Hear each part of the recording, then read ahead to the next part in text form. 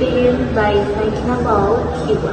The relations between Cuba and other Latin American countries, as well as with the United States, are going through a tense period. The United States government has criticized Mexico for its support of Cuba at the United Nations. The U.S. is also reportedly keeping an eye on Cuba in the context of its military and diplomatic strategy in the Caribbean, which is also linked to Venezuela. Now, our reporter Santiago Lozada will speak from the facilities of the Surcolombiana University. Well, currently we are located in Institute of Foreign of Language ILEUSCO, and he is a student. Is an student of Surcolombiana University. What's your name? Hello, my name is Juan Jose Sepulveda Perez, and I am studying or I'm doing a major in lenguas extranjeras con énfasis en inglés to be a teacher. Juan Jose, a pleasure to meet you. No. I would like to know what do you think about how do the Cuban people adapt to the economic difficulties of daily life on the island? So I can take it. Okay. Something I can say is that it is very difficult in Cuba, and it's not entirely the fault of the Cuban government. It mostly falls upon the embargo enforced by the U.S.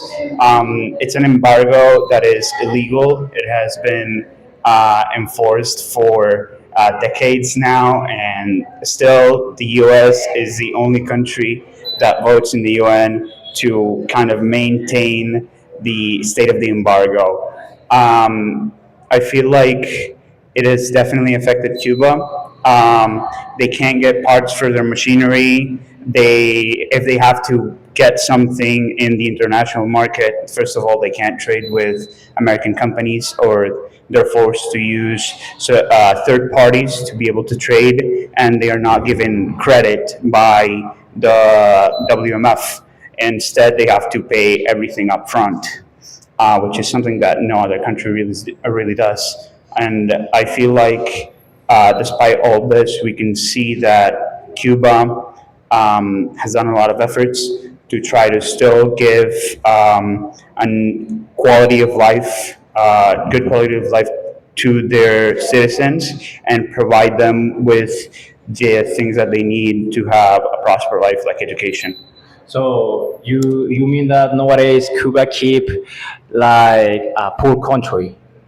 You mean that nowadays Cuba keep a poor country?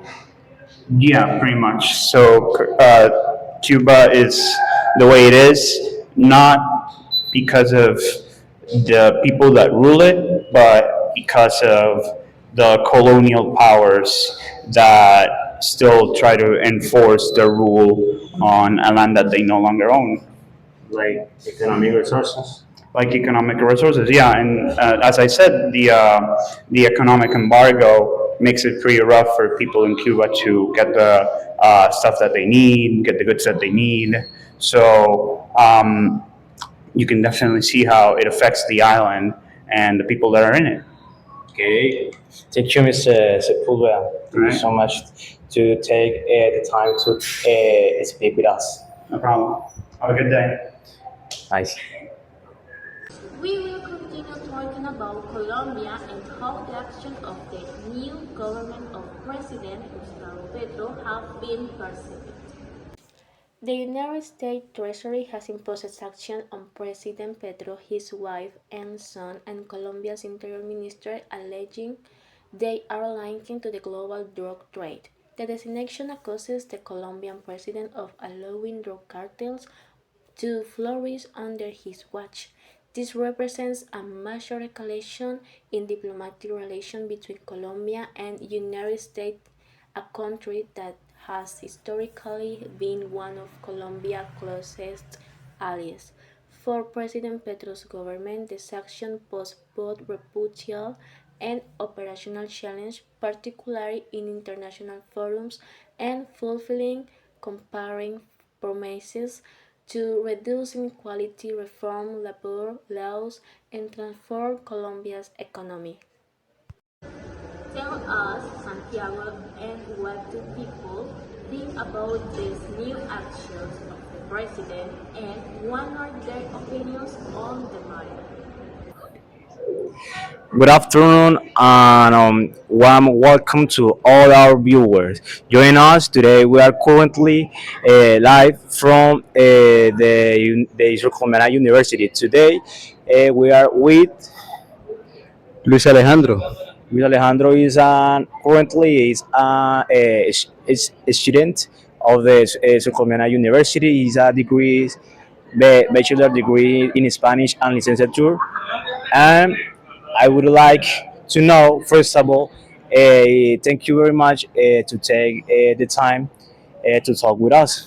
Um, I would like to know what are the biggest social and economic challenge that Colombia has nowadays. Uh, Hi. First of all, I want to say that I'm so grateful for the invitation, and the other thing is explain my apologize for my English because it's so primal. Well, what is the most difficult problems in these changes and social and economic changes in Colombia? Well, I think that the most difficult problem in this moment is change the big narrative that exists around the opportunities that the people have to up into the economic society. For example, we have the dream of the capitalism, and the capitalism is with the other things like the exploitation of the workers and Employers. the employers, and this is the first thing that maybe the young vision is necessary to change to change the country. And the social, well, it's necessary to adaptate us like a human beings with the social medias, because the social medias steal a lot of time of the young people, and we lost the knowledge that the in the past we got it to the social medias. We lost the skills to socialize with other human beings, and the things that is with this, for example, to look other visions that exist around the world when we meet other people. Okay, thank you for your appreciation. So you think that nowadays the government has done a good work, a good job with the mandatory, with the action, with the laws nowadays. So I would like, what do you think about that? Well, first of all, I think that doesn't exist a good government. I think that the better government is what never exists. That the people Okay. have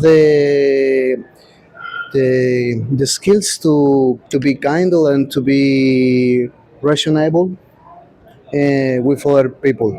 But in this moment, I think that the government has been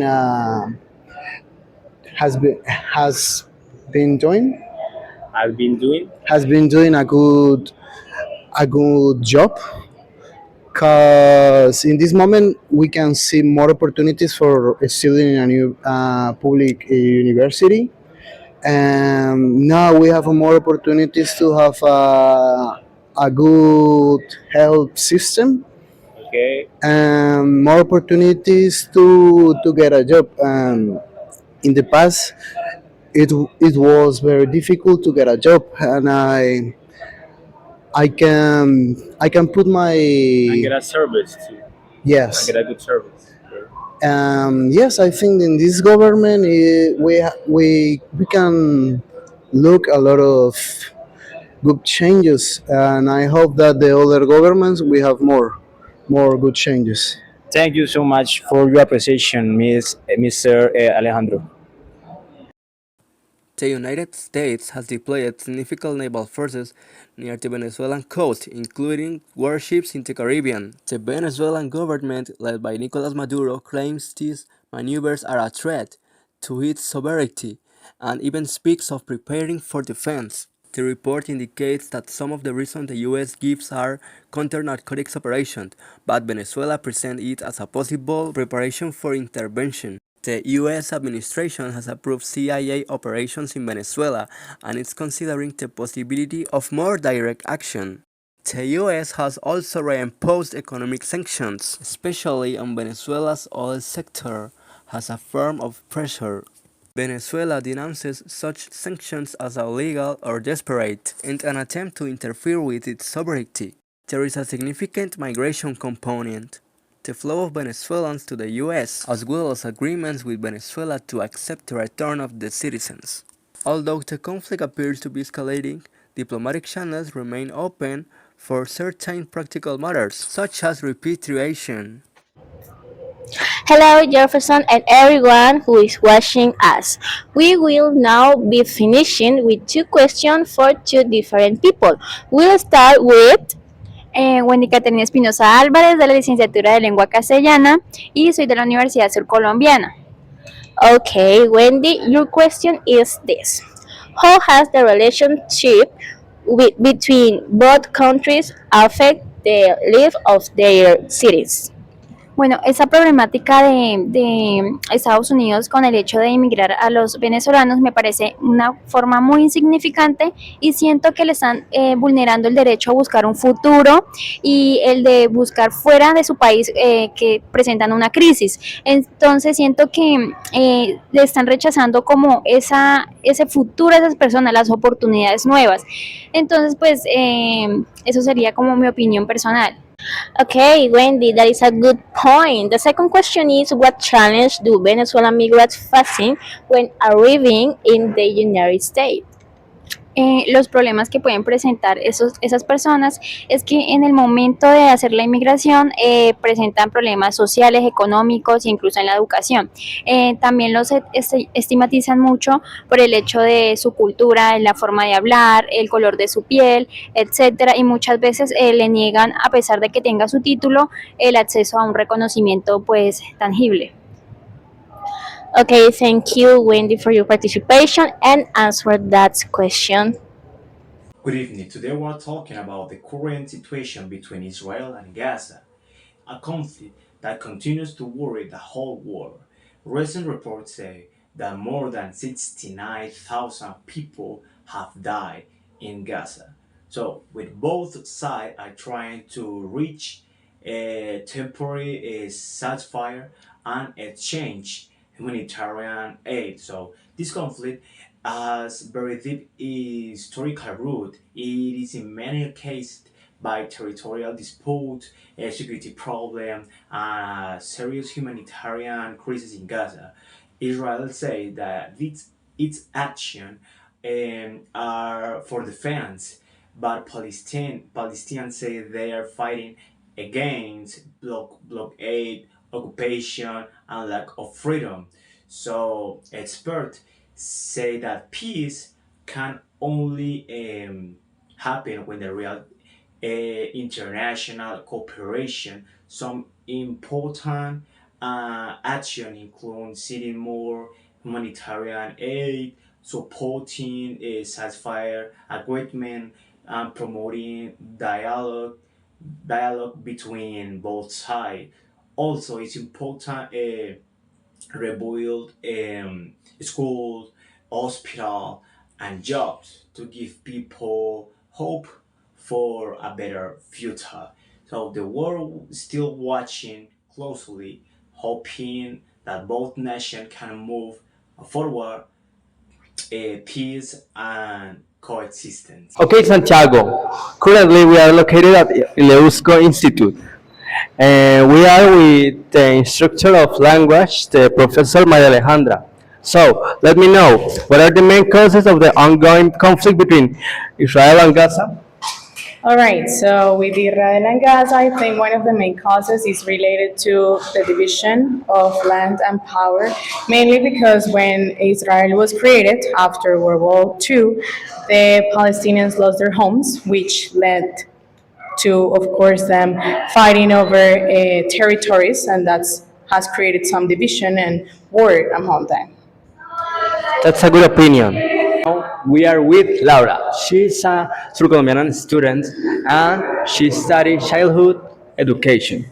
Okay, Laura, let me know what actions could the international community take to promote peace between these two territories?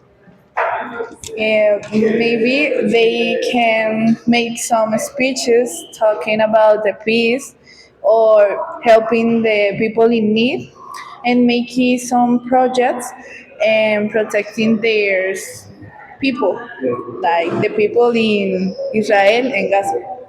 And yes, that's what I think. Okay, that's a good point. Now we are come back to the studio.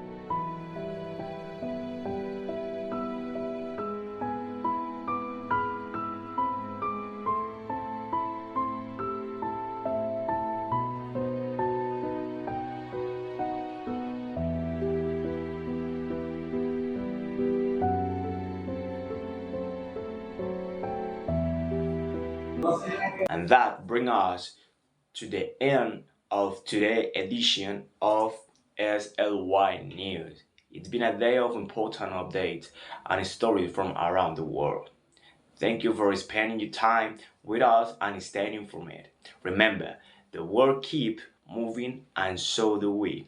We'll back soon with more news, more stories, and the fact that matter to you. Until then, stay safe, stay curious, and keep looking at the world open eyes. SLY News, your window to the current world.